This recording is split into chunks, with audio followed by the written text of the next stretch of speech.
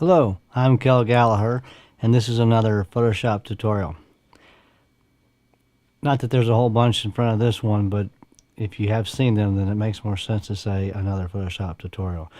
If this is the first one you've seen, then it doesn't make a lot of sense. Sorry.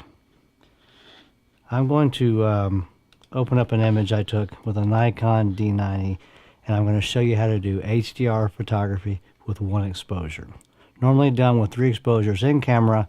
I'm going to show you how to do it with 1 exposure, breaking that exposure up into 3 separate exposures. So let's begin. Let me find my base image. And there it is. And let me go back to the normal exposure. This is the raw dialog box that is in Photoshop. It's in CS 2, 3, 4, 5, which we're working in CS5. And I'm going to save this image as AAA. And then I'm going to take the exposure slider bar and I'm going to slide this down to about 2 stops under. And I'm going to save this exposure as BBB. Going to save that, and then I'm going to take this slider bar up to not quite 2 stops over because that's a little too blown out, and I'm going to save it as, you guessed it, RRR. Okay, saved, and I'm done with that.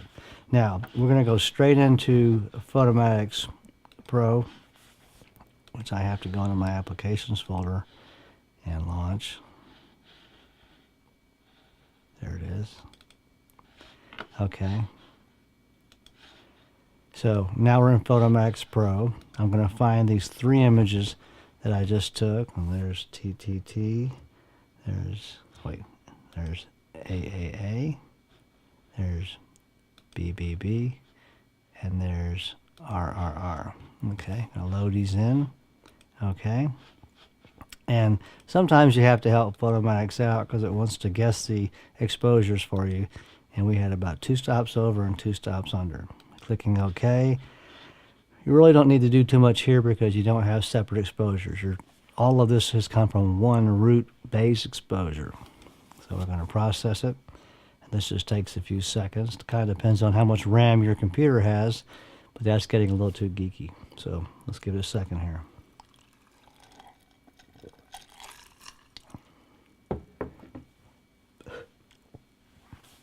Choking on some ice. Okay. There's our HDR image. And let me do a few things here because that's not the way it's going to look when it first opens up in Photomatic. It's going to look something like this. And down at the bottom here are examples of what you could do with Photomatic. I like to do it manually. Let me slide this strength all the way up to 100. My saturation, because I'm going for kind of a crazy colorful look here, about 80%. I'm going to take my luminosity down just a little bit, and that kind of breaks up the hot spots in that. And I'm really not going to touch much else. I'm setting this, I'm saving this, and I'm going to save it in my save file, which is where my other 3 exposures were, and I'm going to close out. Now I'm going to open up Photoshop CS5, and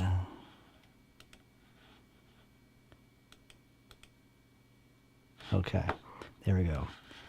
I like to work with the background. You can shift this to gray, but I really feel like the gray is so bright that it makes me, it kind of forces me to make my images darker. So let's go back to black. And we won't do a whole lot of Photoshop work on this one, even though it's a Photoshop tutorial. I'm going to just show you a few things here. I like this image. Usually I do a lot of layer work, and we'll get into that later on. But for now, let's just crop this.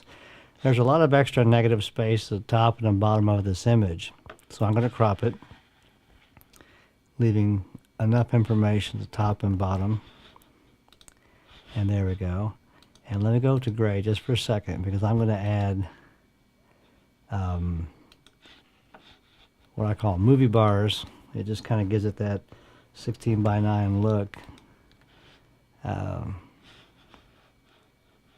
It looks more like a kind of like a motion picture still, as opposed to something out of a digital SLR camera. Okay, so there's our image. Let me zoom this in a little bit. And